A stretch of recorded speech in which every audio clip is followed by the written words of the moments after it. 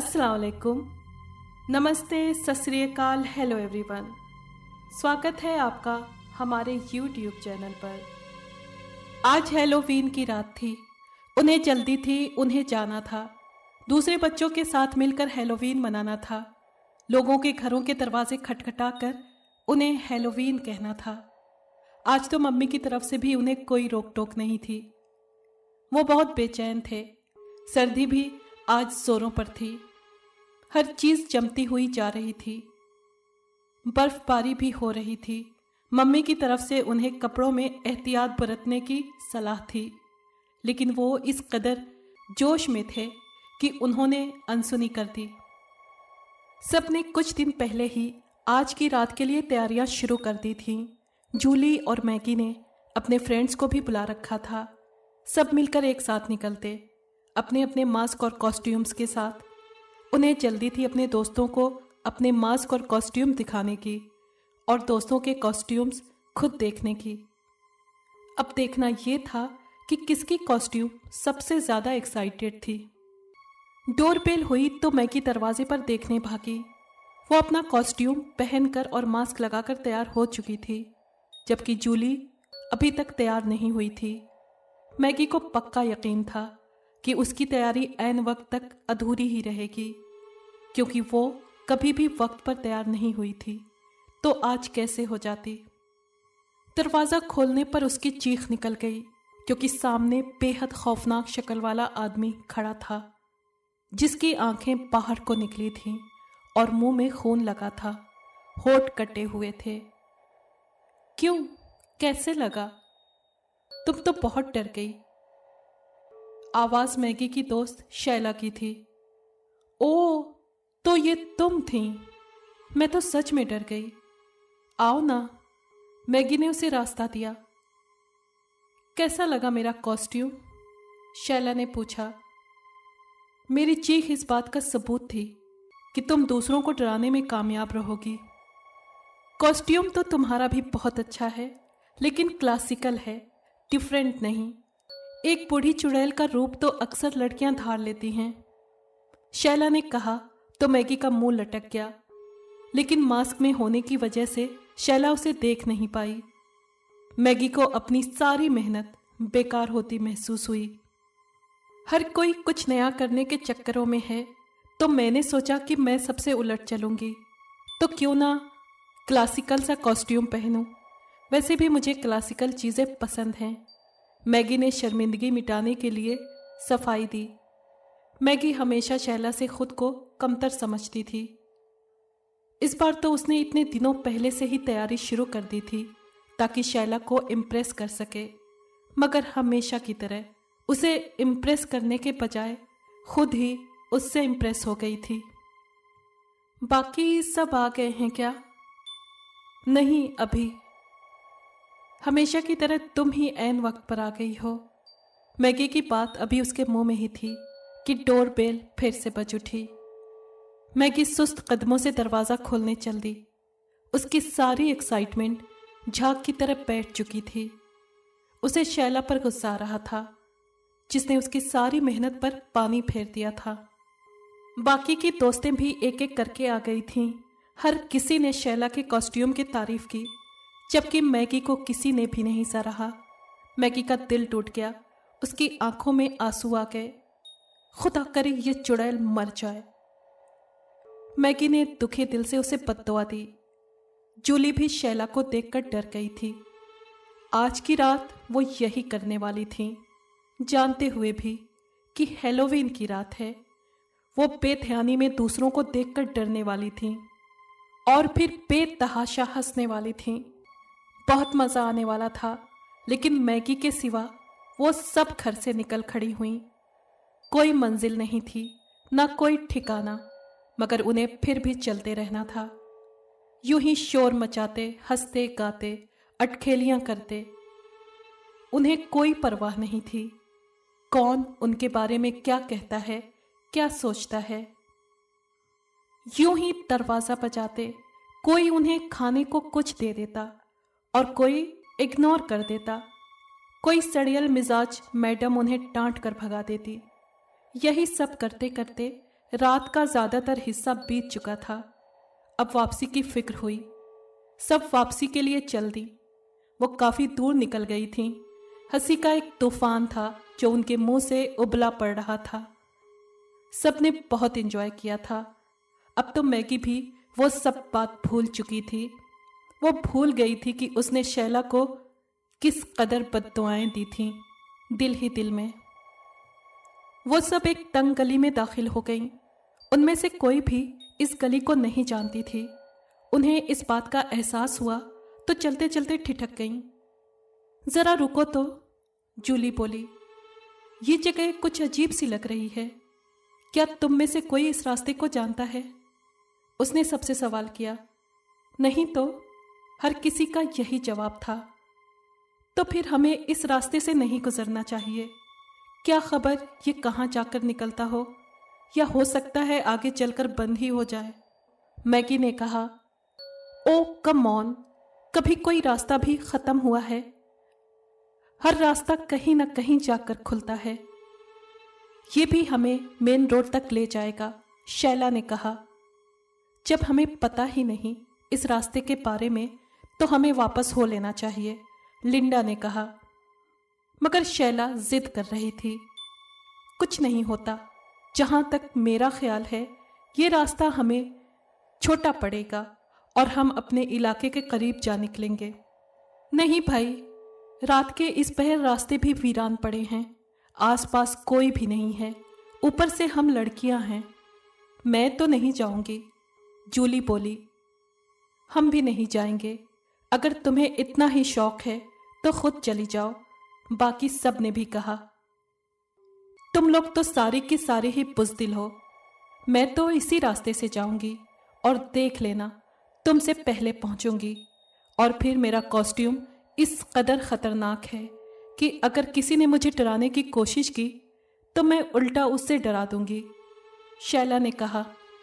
जैसे तुम्हारी मर्जी, हम तो जा रहे हैं। सब वापस चल दी। उन्हें अब दूसरे रास्ते से जाना था। शैला को किसी की परवाह नहीं थी। वो चलती चली गई। ये गली आगे चलकर इससे भी ज्यादा तंग गली की तरफ मुड़ गई। कुछ आगे चलकर वो गली और तंग गली में मुड़ गई। ये गली इतनी ज्यादा तंग थी कि यहां से सिर्फ एक ही आदमी एक ही वक्त में गुजर सके। शैला को अब कुछ अजीब सा एहसास हुआ। आसपास की इमारतें भी बहुत पुरानी थीं और गली में खुलने वाली खिड़कियों से तो यूं महसूस हो रहा था जैसे हर खिड़की के पीछे से आंखें उसे देख रही हों। अब तो उसे डर भी लगने लगा था, मगर वो वापस नहीं जाना चाहती थी। वो हर सूरत अपनी दोस्तों से पहले घर पहुंचना चाहती थी। अपने अंदर के डर पर काबू पाकर वो चलती रही। कुछ ही आगे गई थी कि उसे रास्ता बंद होता महसूस हुआ। ओ शिट, काश मैं उन सब की बात मान लेती तो इस मुसीबत में न फंसती, वो खुद से बोली। अचानक उसे लगा जैसे उस गली के आखिरी सिरे पर कोई खड़ा हो। उसके दिल में उस आदमी को डराने की ख्वाहिश मचल उठी।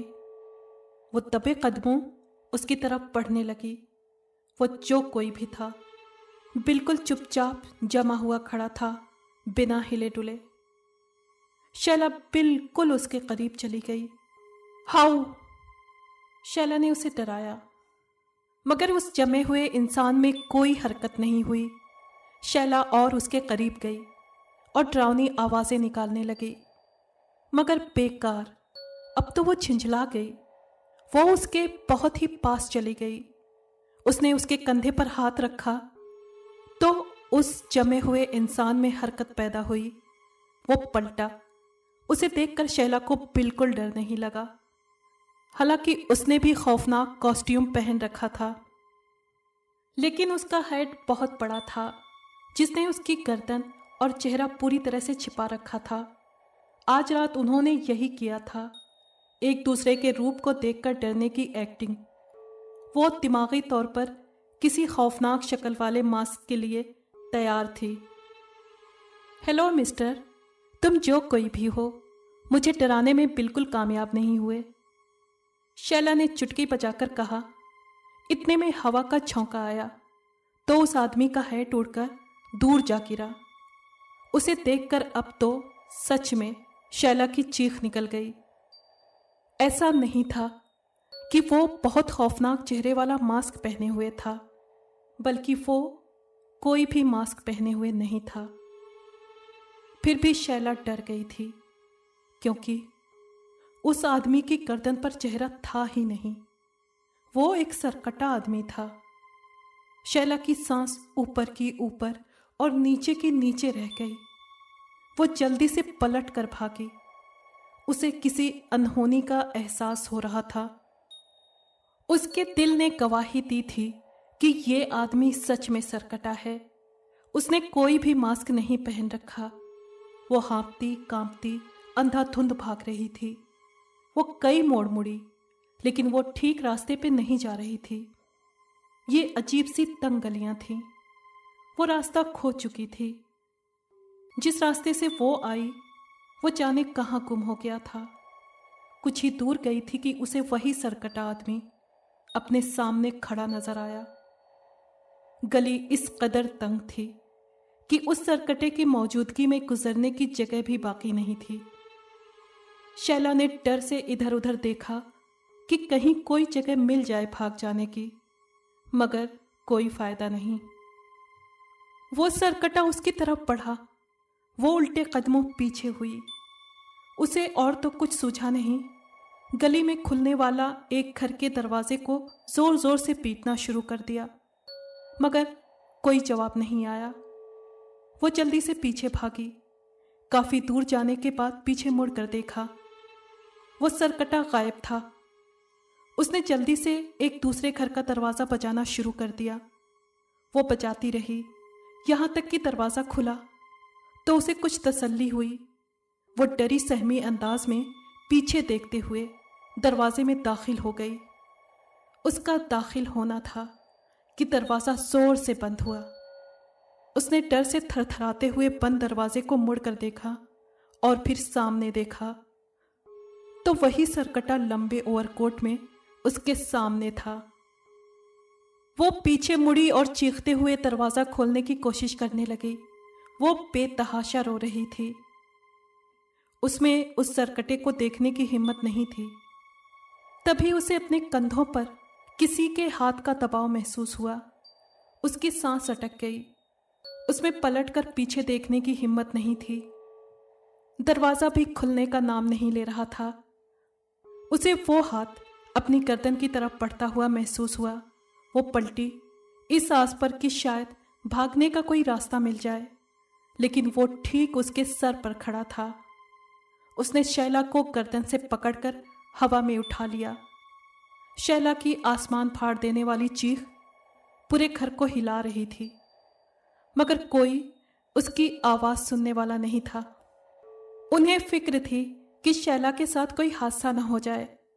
हमें उसे इस तरह अकेला छोड़कर नहीं आना चाहिए था, लिंडा ने कहा। फिक्र मत करो, वो अपनी मर्जी से गई है, हमारा इसमें कोई कसूर नहीं, जूली बोली। वो अपने घरों को जाने से पहले शैला के घर चली आईं, ये देखने की वो सही सलामत पहुंच गई है। लेकिन वहां कुछ और ही मंजर था। दरवाजा खुला था। शैला की मम्मी की चीखें उनके होश उड़ा गई। अंदर एक सरकटी लाश पड़ी थी और शैला की मम्मी दीवानों की तरह चीख रही थी। वो बेशक शैला की लाश थी। उनकी भी चीखें निकल गईं। आंटी, ये सब कैसे हुआ? पता नहीं मुझे, वो रोते हुए बोली। दरवाजे पे बेल हुई तो मैंने दरवाज़ा खोला तो शैला धड़ाम से आ गिरी।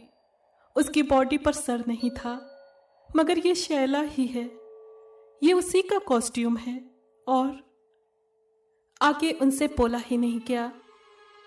वो एक बार फिर बेतहाशा रोने लगी। वो सब भी रोने लगी। मैगी को अफसोस हुआ कि उसने शैला को बद्दुआएं दी थीं। उसे लगा उसकी बद्दुआ ही शैला को ले गई।